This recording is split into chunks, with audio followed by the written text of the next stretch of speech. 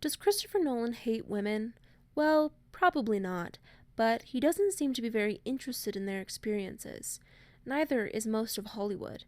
Nolan is a part of a long, long history of a dominant film culture that tells the story of the white cis American man for the white cis American man.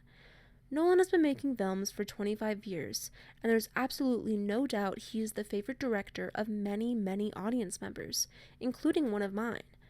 Nolan is the seventh highest grossing director of all time, and is projected to win Best Director at the Oscars this year.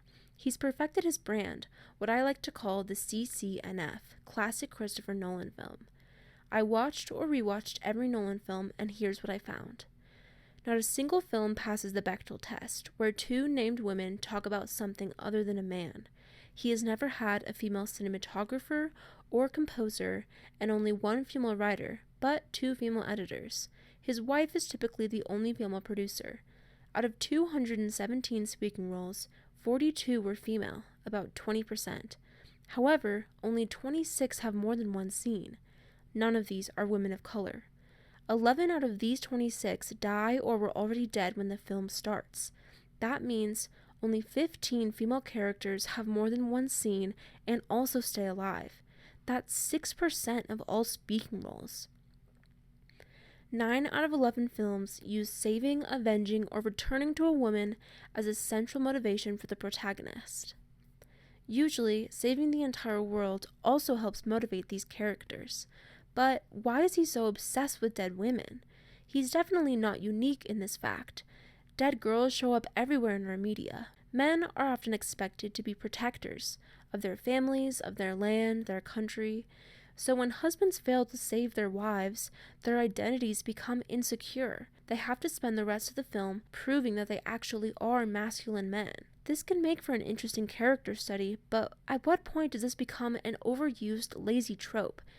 Even where the women do survive, they are minor characters with one scene, or they follow an archetype, such as the female detective who really figures it out, the mistress, the maternal scientist, a waitress in a small-town bar, the femme fatale, the woman warrior.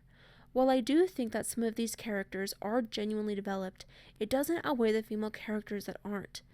Don't get me wrong, I thoroughly enjoy many of Nolan's films.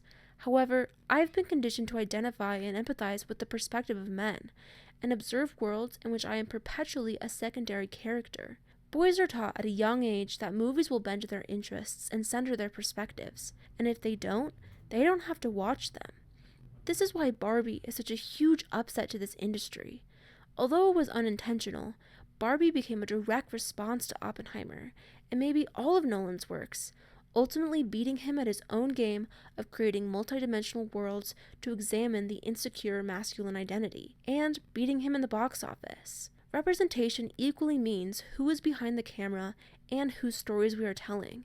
We can hope that Barbie's success shows Hollywood and Nolan that the audience hungers for an experience that is not white male-centered, that women aren't props for the men's story, and that the CCNF may not continue to work with Gen Z. But rumor has it, a Memento remake is in the works.